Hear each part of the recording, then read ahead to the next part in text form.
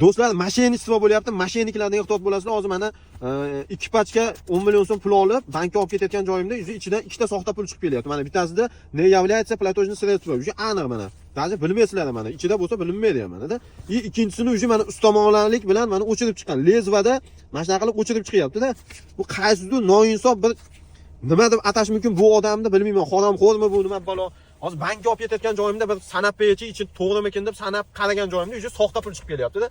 Bu videoni maksimal darajada do'stlarga tarqatib qo'yasizlar. Ehtiyot bo'linglar. 100 mingtalik soxta pullar yuribdi. Buni men ko'pchilik biladi, men magazinlar bilan ish qilaman. Qaysi magazindan olganimni ham bilib turibman hozir. Lekin u odam ham aniq bilaman, bilmagan bu narsani. O'sha klient bergan unga ham qaysi noinsof berib ketgan, u ham bilmasdan asha taxlab turib menga bergan. Maksimal darajada ehtiyot bo'linglar. 200 mingtalik, 100 mingtalik olayotganda qarab qo'yinglar bir qator. O'zlaring kuyganlaring qoladi. Hozir men bu pulni mana alohida qilib buni olib tashlashim kerak. 200 ming so'm ham yaxshi pulda, misol uchun. Kimgadir ozgina o'xshashi mumkin, lekin ehtiyot bo'linglar. Ehtiyot bo'lamiz.